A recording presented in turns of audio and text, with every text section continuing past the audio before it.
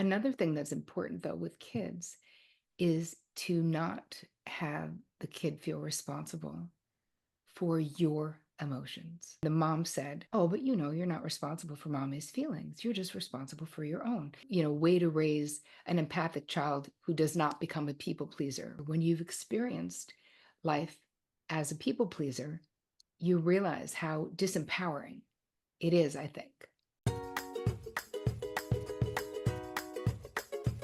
Heal Squad, welcome back. Part 2 of our conversation with the incredible Terri Cole. If you joined us for part 1, you know that we covered how high functioning codependency can impact our relationships and, of course, our inner lives.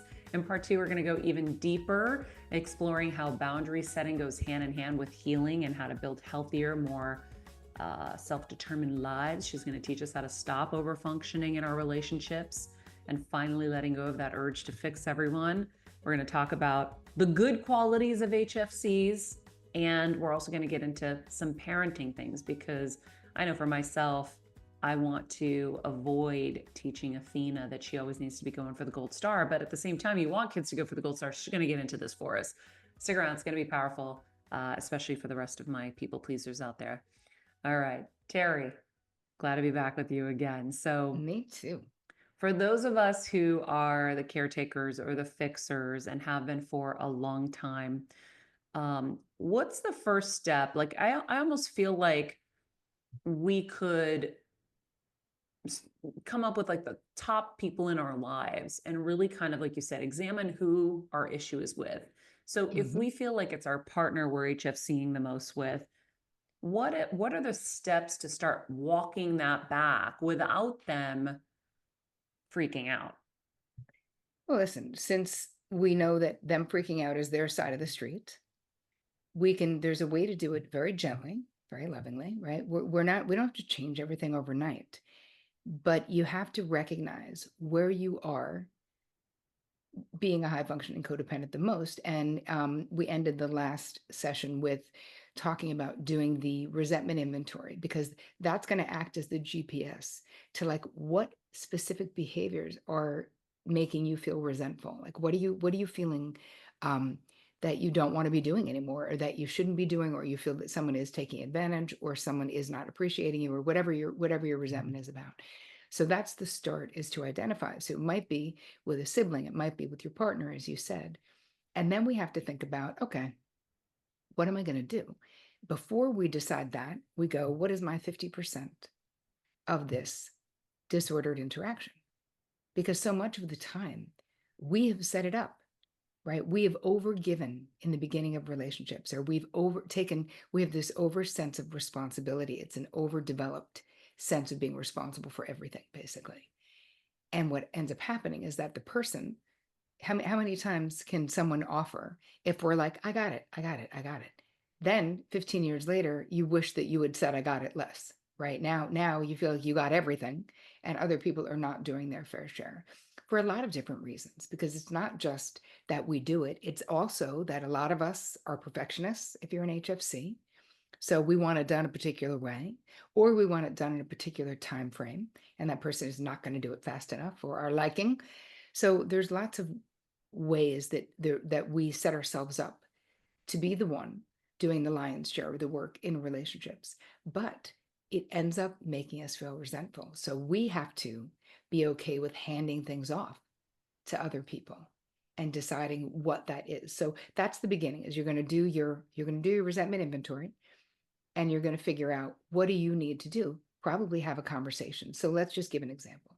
Let's just say that you were willing to do all the, let's say, all the holidays at your house. And you did not just the holidays, but you did most of the cooking, you did most of the cleaning up, you did the shopping, you did all the, and maybe now you've woken up and realized that you don't enjoy the holidays because it's too much work for you. Mm-hmm. So now you have to make a decision. Okay, so who do I need to tell? Okay, so I could do a group. I could tell the group that, hey, this year I'm going to start. I'm gathering some of my bandwidth back for myself, and so I'll still do Thanksgiving, but I'm going to be assigning people. So here are the things. We're going to do it more potluck. I'll do the turkey. Everything else you guys are going to be bringing. so that, and that's enough, especially if you have 25 people. If you're doing the turkey, that's plenty. And Mhm. everyone else should be bringing stuff. And then maybe you don't want to do Christmas, and you could say, hey, Christmas is up for grabs because I'm actually don't want to host this year. So once we start to look at and give ourselves permission to make changes, because that's what's required, right? We almost feel like a lot of times with people with disordered boundaries, we feel like we can never change our mind. We're not allowed to course correct. I said I would do it. I need to Yeah. do it till the end. It's not true, right? In Boundary Boss, we have Boundary Boss Bill of Rights. And the third one is you have a right to make mistakes, to course correct, or to change your mind. So that's one thing. I Now, love what do that. we let's move into what you were saying though about like how do we what if someone gets mad? What if Yeah. people are like, huh, she's hoity-toity, she doesn't want to do this. Oh, she's too good, whatever they're saying.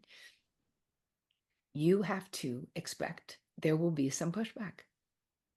And let's talk about why. When we change, it makes other people feel threatened. They love us the way we are.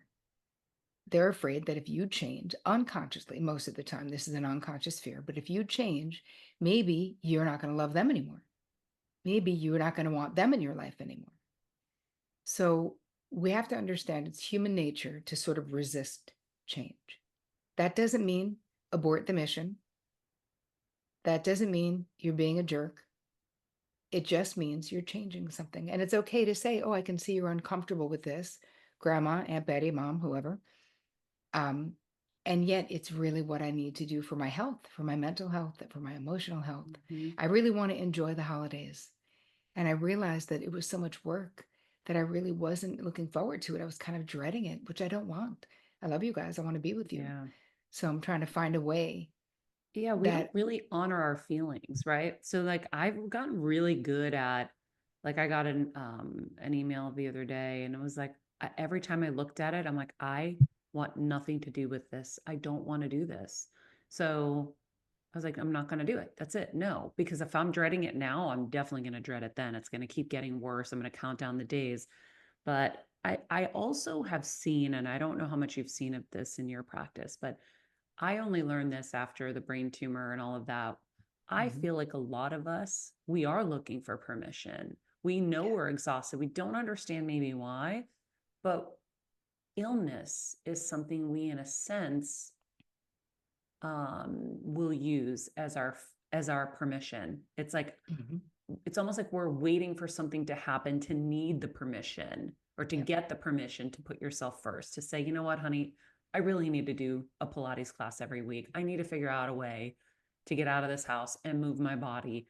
But it's only when something happens where it's like, oh, the doctor said I have to do it. Like, why Yep. does a doctor have to give us permission to take care of ourselves and we can't?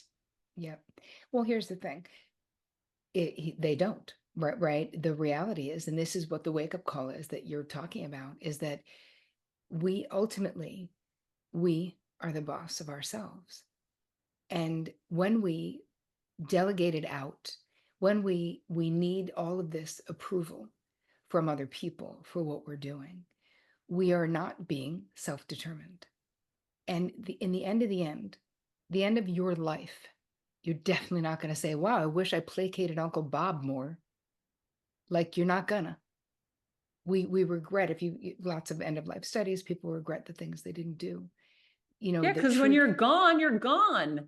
A right? few people in your life might mourn you, right? Or even like, and I mean more than just the initial. Everyone's gonna be Yeah, sad initially, but then that's it. Poof, you're gone. My mom's gone. Is anybody right, really thinking about my mom other than me and my dad and my husband right, and my brother? Nobody. right. Those people never mattered Yes, in the and way that yet we make them matter. that is so astute, Maria. That is so accurate. They never matter the way we make them or allow them to, Mhm. right? Because it's us putting people on a pedestal, being afraid of confrontation, being afraid of authority figures. It's the good girl syndrome on steroids when you're an HFC. And we're so highly capable. Nobody, nobody looks at us and goes, gee, I hope Maria's okay. Gee, I hope Terry's okay. They were like, she's fucking fine. Obviously, she's always fine. Well, what? She's the one we go to. So this has to be an inside job for us in changing this over functioning, over giving, feeling over responsible, being hyper independent. All of those things are so stressful on our nervous systems. They create fight, flight, freeze, fawn. I mean, this is Mm-hmm. literally, we're in this state. So the first thing we're doing to get on the other side of this, to get into recovery, because that's all we can hope for, is you're already doing it by listening to these two segments of this amazing show, right? You're raising your awareness about your behaviors. This is what we want to do. Then we look at boundaries, as we've been just talking about. And we will talk about the kid stuff too with boundaries, but Yeah. And the this is good something, qualities. yes, exactly. But one of the biggest things we have to do to get better is to surrender to what is. And for me, surrender used to be a dirty word where I'd be like, give up. Never. I'd be like a bloody pulp on the ground. I'd be like, wait, I have one more idea. I still think we can get it done, whatever the thing is, you know? So in a positive way, we're going to look at surrender, allowing, allowing people to add value to your life, not just one select person that most of us do, right? I allow my husband, right? But allowing other people too, being able to delegate to your team in an effective way, not micromanaging, allowing if something is wrong with you. I mean, it was before I got into recovery and lots of years of therapy, it was so automatic to reject help, just automatic.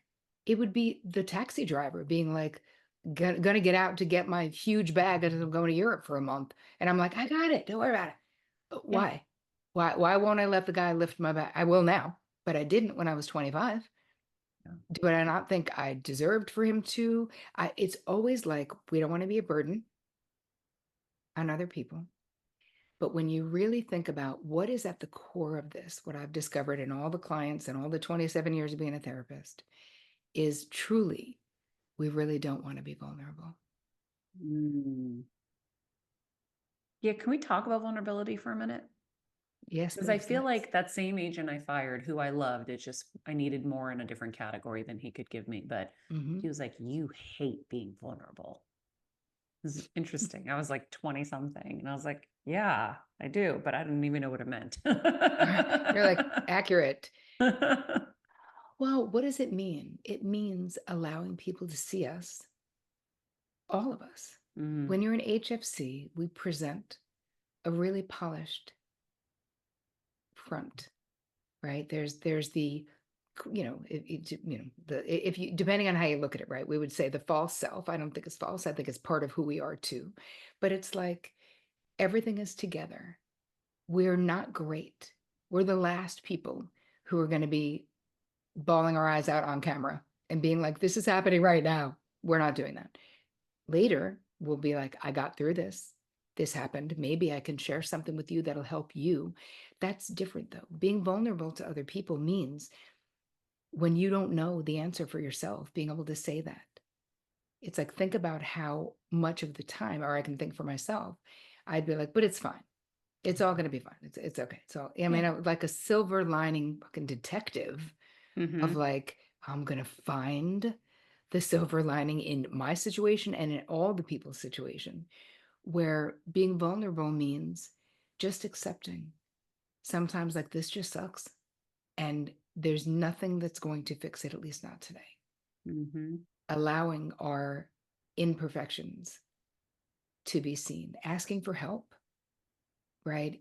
Be when you're really on your knees, which takes so much when you're in HFC. For me to be on my knees for any real reason, like really, wow, it takes so much to get me there. But when I am, even now, it's hard to ask for the help that I need. I do it now, though. The Yeah. difference is when you're in recovery, you actually do it. But So also, why do when you're an HFC, you've trained people to believe that you don't need help. So, what I saw when I needed help is no one was offering. And I was so resentful and I was really angry that people didn't step up to help me the way I would just put my Superman cape on and help them. Yep. And then it took me a couple conversations to realize, well, everyone thinks you have it, so nobody would Yes. think that you need it. Correct. And we've done that to ourselves. And the beauty of being on the other side and getting into recovery is that you can undo that. You can ask for help. You can allow, right? Surrender to what's happening, but also allow people to add value to your life.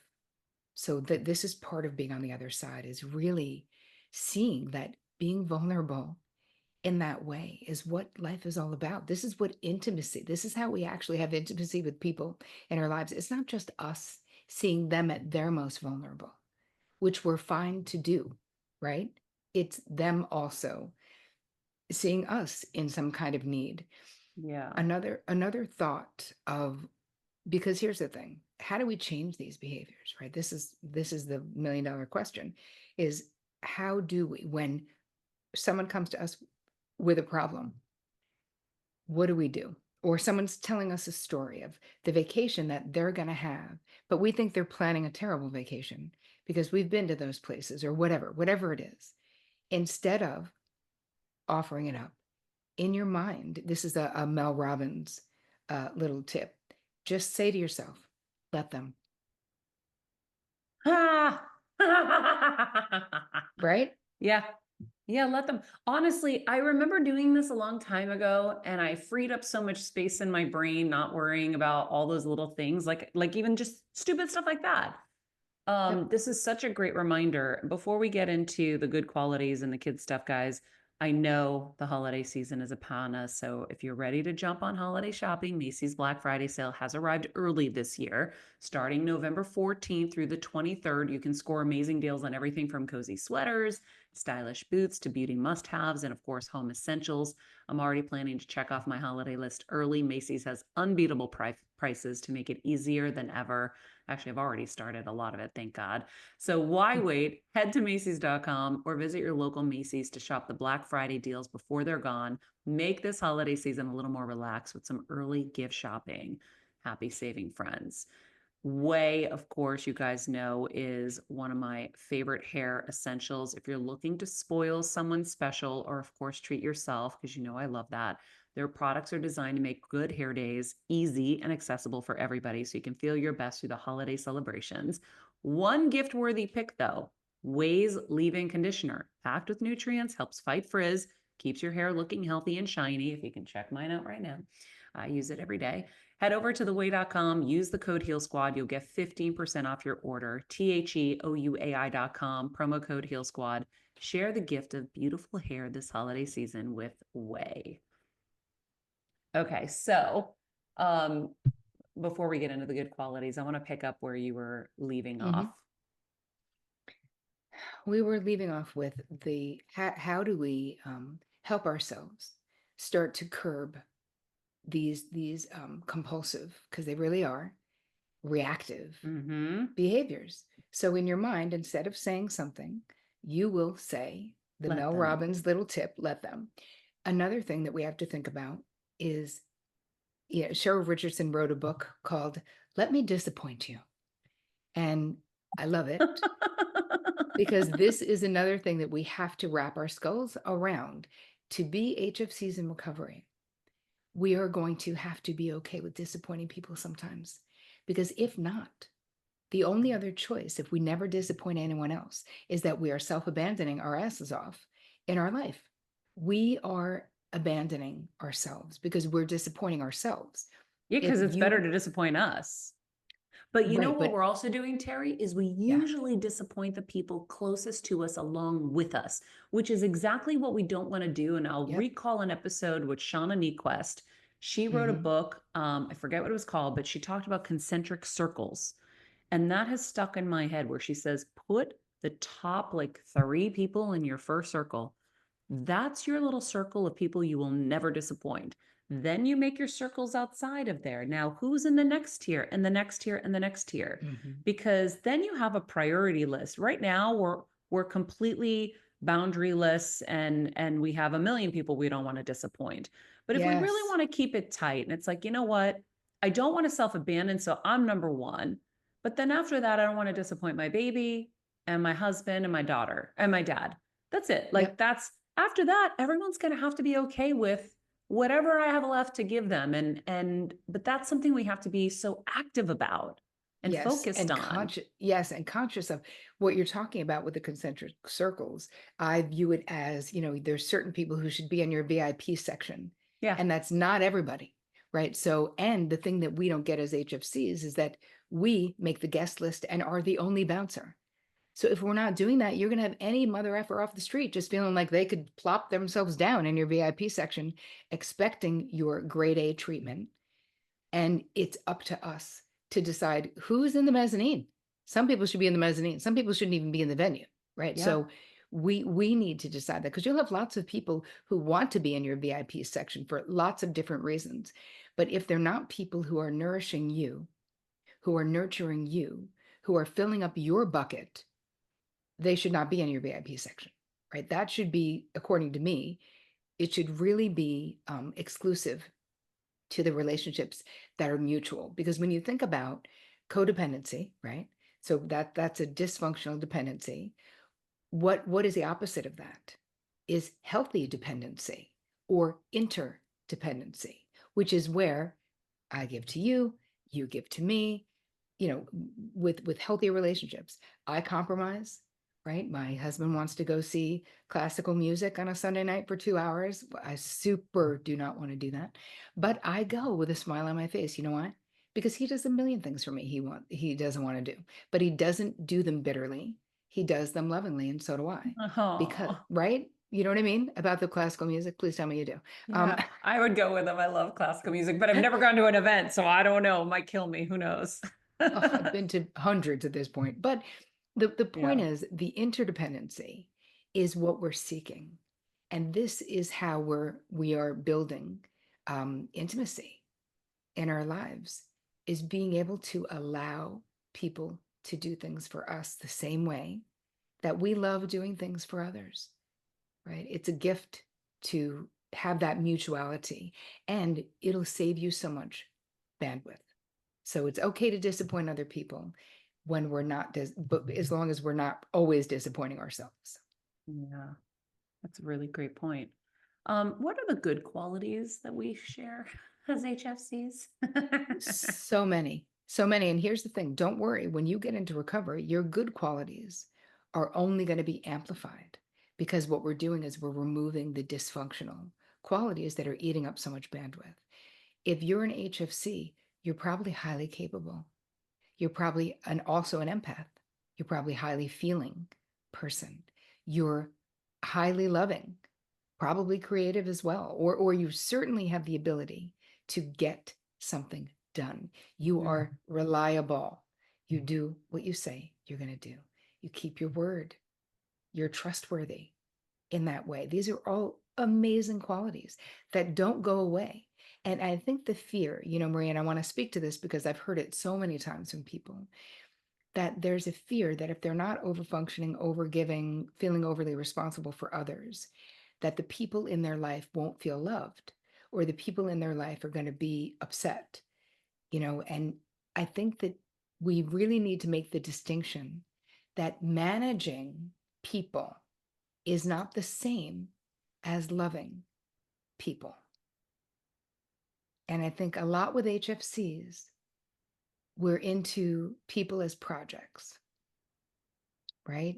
We can see what needs to be changed. I say this kidding, but it's true. In my 20s, I could take a perfectly capable boyfriend and turn him into an underfunctioner in 2 weeks or less. You know what I mean? Yeah. Because I'd just be like, I got it. Oh yeah, I did it. I made the reservations, or no, you don't need to come drive and pick me up. I'll And then meet the you there. resentment in the relationship that comes later is a whole other thing. Correct. But that's But going to happen in anything, and not just a romantic relationship, friendships, everything, because you're work, setting people up to especially. disappoint you. Yes. Wow. Okay. So I guess as somebody who is identifying a lot of these qualities, um, And for me, I want to really get into the fear of, what's life going to be like without those gold stars? What's life going to be like without those rewards that we get every day for Hmm. being a good person, for Yeah. caring? Like I tell people I just met, like if you have a health thing, I can hack it for you in 2 seconds. Like just I've gone through so much, like just call me, Hmm. just text me. Now, I've definitely, like I said, I've actively been pulling back and trying to be more judicious about Yeah. I can only do so much and I have a baby and I really want to be there for her. Um so how do we handle that? Like is there anything else that you can share? Well, here's the thing. It's not going to be the extreme that you fear it will be, because you're not going to be a different person. You're still going to care about what's happening to other people, and you probably still care about strangers. I do, right? But what I don't do is take on people's problems. What I don't do is make it my problem, right? What I don't do, I opened the book with a story of meeting this kid on a train platform. I was probably 22. I think he was 19. And I was in Long Island taking a 10:30 p.m. train back to New York City. Why did I see a therapist on Long Island when I lived in Manhattan? You may ask. Don't. I have no idea. But that's what I did for years. And I see this kid and he's carrying a little blanket. And I'm like, immediately my helper radar was like, what is this kid's deal? What are you doing here at 10:30 at night in this desolate place? Anyway, so I start chatting him up on the train. And he's like, oh, I was hired to drive a car back to Indiana. And then they just canceled it. So I guess I'm just going back. I go, where are you going now? 10:30 at night. He's like, I'm just going to sleep in the station. I was like, what station, buddy? He said, Penn Station. I was like, no, you're not. You're going to get mugged. This is the late 80s. I was like, dude, it's totally dangerous. You can't do that. He goes, well, I don't know anyone in New York. I'm like, yeah, you do. You know me. And I took this 19-year-old kid I never met before back to my studio apartment with a female roommate, my friend. Didn't even call her. Didn't even, because I knew she was such an HFC. She would have been like, of course you had to bring him back, which is exactly what she said when I got there. Now, that sounds crazy, but I felt so responsible for a kid I just met. Yeah. Terry, But I so many of wouldn't. us, I understand. Yes. But what I wouldn't do today is I would say, hey, you might want to stay in a youth hostel. Like, I mean, maybe I would have given him, back then I could have given him $10 or given him my 2 cents on it, but it wasn't enough. I felt fully responsible. Mhm. So what you're going to make the distinction yourself is realizing you can be a caring person without telling people what to do. You can be a caring person without taking on someone's decision as your own. And And without really, compromising yourself or your loved ones. I have to have that decision in my head all the time. I'll see there's a homeless woman I see all the time and I'm like, if I just brought her home and put her in the shower and helped her and then I have this whole and I'm like, you have a baby, you have a family, you have to be careful. yeah, And she might not want my help and then she might be offended. Like it's like you have these yes. conversations with yourself. Like it's really hard. Yes, but you made a really great point. You said she might not want my help. It's so presumptuous of us to be like, I know exactly what you should do. Mhm. And someone on the outside might be like, well, you're just being nice. She's homeless. Of course she would want your help. No, no. That is not accurate. And here's the thing, it's not your side of the street. If you want to do something productive for people who are unhoused, give money to places that house people who are unhoused, right? Like do something Yeah, in because that way. there's a But I reason under she's not there. correct. And that is, you don't know what this lady needs to do in this lifetime. Mhm. And again, there are constructive ways for us to help those in need if that's what we want to do. But I think that allowing, really grasping that we don't know what other people should be doing, or as Bev said, my therapist, what makes you think you know what your sister needs to learn and how she needs to learn it in this lifetime? We have to think about that when we are wanting to jump in. Now, it doesn't mean you'll never tell your friend your 2 cents on her situation. It just can't be the first stop on the bus. It just can't be the first thing out of your mouth because it shuts down the other person. What we want to do when we love people is we want to know what they think. We want to be with them Yeah. we want to compassionately be with them in their painful experience without just trying to we want it neatly sewn up so that Get we it off can the be plate. comfortable. Yes, Yeah, it really is exactly. a get it off the plate. Um, we are running out of time, but I really want to get into the kids part Yeah. because all of this is ingrained in us because we were taught to be good girls. I mean, for the women of the world, right? The Kevins Mhm. of the world. I mean, maybe they were taught to be good boys. Is that what it is? Well, there's a lot of reasons. My husband is first generation, oldest son, first generation American. So forget it. You're an HFC. Like Yeah, just I'm first you're, generation too. of course. So I mean, it makes sense. I do think that there are so many men who've reached out to me since the book has been out, being like, I'm a heterosexual man or I'm a homosexual man, and this is totally me. So it's not just for women, but in particular, if we look at the way that we were raised and conditioned as children, as little girls, it was very much like turn that frown around. If you don't have anything nice to say, don't say anything at all. We were expected to be nice. And it was more important, at least in my family of origin, that people perceive you as nice than pretty much anything else. Well, that's why My we're not mother, allowed to have anger. We're not allowed to, show any other emotion. And we have to have everything sewn up and buttoned up and perfect. correct. That is correct. So we were trained to be this way. Now, most women in my crew don't want to train their children, daughters and sons, to do what we've done, right? We're getting better, we're getting healthier, we're getting into recovery, but it's exhausting and it's a long road. So, how do we raise kids who are not people pleasers? Well, we have to listen to them. We have to ask. So a kid comes home from school. Nowadays, parents are so afraid of kids making mistakes or getting in trouble or not getting the gold star, as you said, that they're like immediately, the kid's like, I got into a fight in school. Well, Jimmy, you're going to go down there tomorrow and apologize, and this is what you're going to do. That's the old way. So that's not the way we want to do it. Before anything, before we freak out, before we're like, I can't believe you got in a fight, ask the kid what happened and then let the kid tell you what happened. Ask the question. Jimmy comes home. I don't know what to do. I'm supposed to do this project and I don't think I'm going to get it done. Why don't you think you're going to get it done? Instead of freaking out, like, I'll stay up all night with you and get it done, let's ask the kid, well, what do you think you should do it on? Or what is your feeling? Part of the asking expansive questions with children and with all the people makes sense because what is our job as parents is to teach children critical thinking, deductive reasoning, right? Consequences for their actions. This is our job. So if a kid has a rough feeling, we don't want to shame that feeling out of them.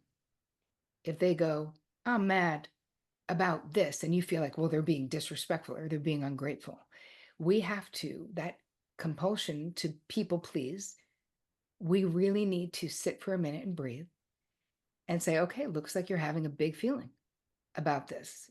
Tell me more about it if you can, right? And I'm not saying put up with disrespectful behavior. And I'm not saying allow a kid to like scream in grandma's face, right? Like we're not talking about the extremes. We're talking about teaching a kid to manage their own feelings, which if we don't manage ours, they're not going to know how, right? We have to co-regulate with kids.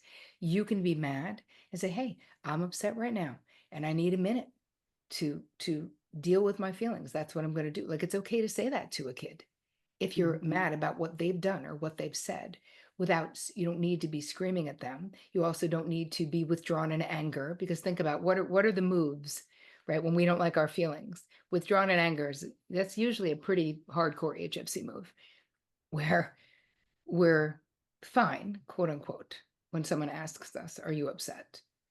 And we're fine, even though we're not fine. We say we're fine.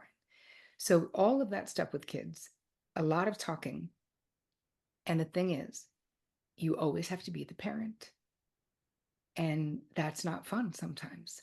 You Hmm. always have to be the grown up, and that's not fun sometimes. And the kid is mad. And it's okay to say, hey, I understand you don't like this decision that I made, but it's my job as your mom sometimes to make the unpopular decision. And I love you. So it's okay if you don't understand, but that's my job.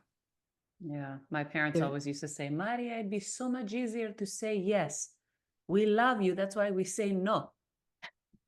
And it's they, so true, though, they were right? right. They're like, we could just let you run wild. Another thing that's important, though, with kids is to not have the kid feel responsible for your emotions. And there was this great meme, a reel actually out there with a mom doing her daughter's hair, and they're talking, and the daughter is so clearly an empath. She was like, well, I don't like it when this person is this way, and this one was mean to that one, and she was like, I understand, you can feel that way, and yet you don't have to take it on. And then she said something else about the way the mom felt, and the mom said, oh, but you're not responsible for mommy's feelings. You're just responsible for your own. And then she just keeps going. And I was like, wow. And I wrote something like, way to raise an empathic child who does not become a people pleaser. Go, mom. And like 4,000 people have liked that comment. That's how many people are identified Yeah. with wanting to not raise a people pleaser. When you've experienced life as a people pleaser, you realize how disempowering it is, I think. Yeah. Wow. There's so much more to get into. I usually get copies of the book before. I didn't get a copy of this book before, but I am buying it the second I hang up with you, and I'm going to be listening to it over and over and over. Terri, thank you so much. And I do think that there's many more episodes to do on this that we can dive into even deeper. I actually Um, have something though for you guys. yeah. Whoever is in the beginning of this phase where you're like, help, I have an HFC toolkit for you. So it's going to be a great place for you to start. It's totally free. Just go to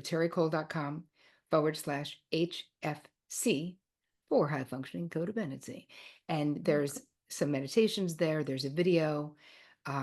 It's just a great place for you guys to start. And you can get the book anywhere fine books are sold.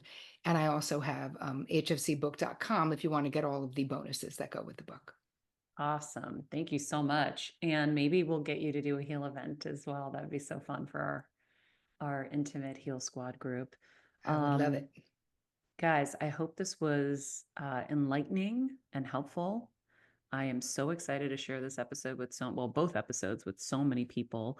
I can't wait for Kevin to listen to this episode.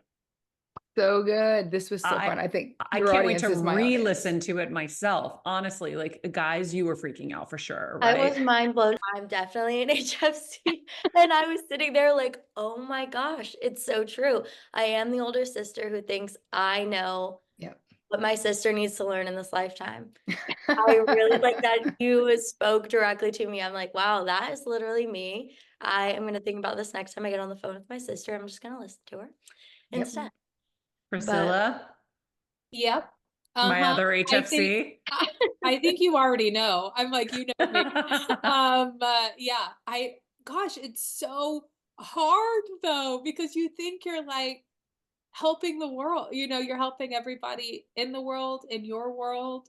Like, like you I see, it's do. like so But hard to see so much suffering, you yes. like, and you're like, "Ugh, I've been through that and I know how that felt and I don't want you to go through that." Like Yes. that, like, Yep.